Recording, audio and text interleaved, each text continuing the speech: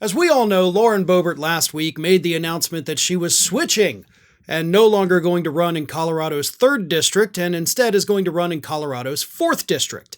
Now, it's pretty obvious to every single person in this country, except of course Boebert herself, why she made the switch.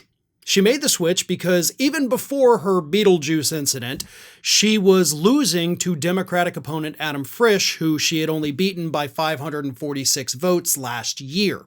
Actually, at this point, back in 2022. So, Boebert decided to switch to the 4th District, which is far more conservative, and it's an open seat because it's currently held by Republican Ken Buck, who is retiring. She knew she couldn't win in the 3rd District. She has a very tough Republican primary opponent who's raking in tons of cash too. So she said, to hell with it, to hell with the 3rd District, I'm moving to the 4th. And during an interview with Steve Bannon this past weekend, Lauren Boebert said it's not her fault she had to leave the 3rd District, and instead, she blamed it on Deadpool himself, actor Ryan Reynolds. Here is what Boebert told Steve Bannon.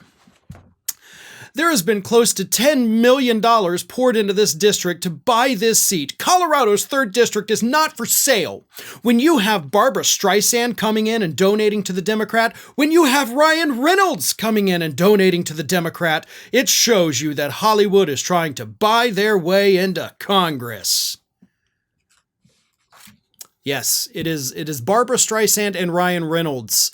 That is the reason your career is going down the tubes, right, Lauren? It's not because you were feeling up your boyfriend in the middle of a performance of Beetlejuice the Musical, or that you were vaping there, or the fact that as recently as this last January, after you were sworn in for your 2nd term, the voters in the 3rd District were already telling the media that they are sick of you and your antics, a sentiment that they expressed all throughout the year 2023.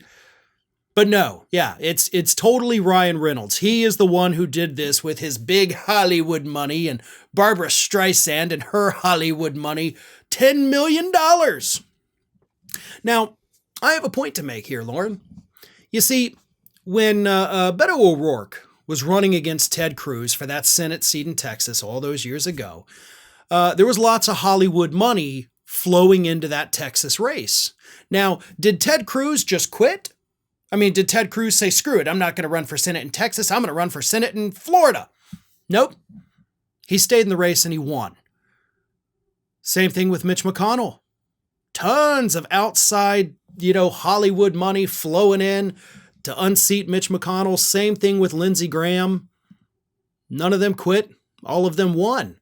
See, it's not about the money coming in from out of state, whether it's from a Hollywood actor or a small-time person in a different state sending $10. That's not what wins or loses elections.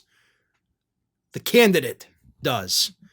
You couldn't win in Colorado's 3rd District anymore. You barely won last year, or again, 2022.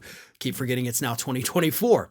Either way, you left not because of Ryan Reynolds, not because of Deadpool, or not because of any of the X-Men. You left because you are a loser, and you're not going to have any better luck in the 4th District than you would have in the 3rd.